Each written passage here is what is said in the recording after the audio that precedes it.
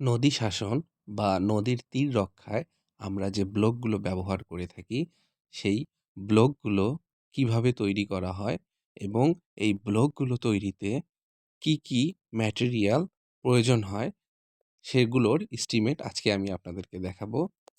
আমরা কম্পিউটারের start button থেকে এমএস এক্সেল ফাইলটি নিবো এবং এই এমএস এক্সেল ফাইলে আমরা কয়েকটি ঘর তৈরি করে নিব।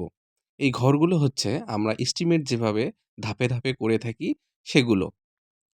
১ম টি আপনারা দেখতে পাচ্ছেন আইটেম নেম, অর্থাৎ আমার এটা সিসি ব্লক, তারপর সিসি ব্লকের দৈর্ঘ্য L, প্রস্থ W, হাইট হচ্ছে H, এরপর হচ্ছে টোটাল কতটি ব্লক লাগবে, নং অফ ব্লক, এরপর ড্রাই ভলিউম, এরপর ওয়েট ভলিউম, এরপর হচ্ছে আমার সিমেন্ট, তারপর স্টোন, তারপর হচ্ছে স্যান্ড।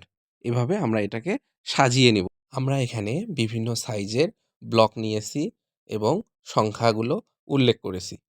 এরপর আমরা ড্রাই ভলিউম বের করেছি। ড্রাই ভলিউম বের করার নিয়ম হচ্ছে দৈর্ঘ্য গুণন প্রস্থ গুণন উচ্চতা গুণন সংখ্যা ডিভাইডেড বাই 10 টু দি পাওয়ার 9, অর্থাৎ ১-এর পর ৯টা শূন্য। কারণ হচ্ছে আমরা এখানে মিলিমিটার স্কেল ব্যবহার করেছি। মিলিমিটার স্কেল থেকে আমরা ঘনমিটার স্কেল কনভার্ট করব। এরপর আমরা ওয়েট ভলিউমে গিয়ে, যেহেতু এটি ঘনমিটার স্কেল ছিল, ঘনমিটার স্কেলকে আমরা ৩৫.৩২ দিয়ে গুণ দিয়ে সিএফটি স্কেলে নিয়ে যাব এবং এটাকে ১.৫ দ্বারা গুণ করব। তাহলে আমরা ওয়েট ভলিউম পাবো।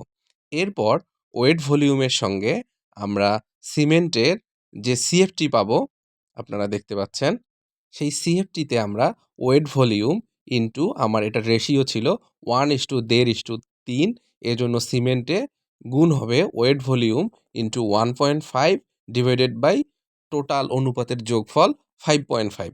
তাহলে আমি সিমেন্ট পাবো। সিমেন্টের সিএফটি পাবো।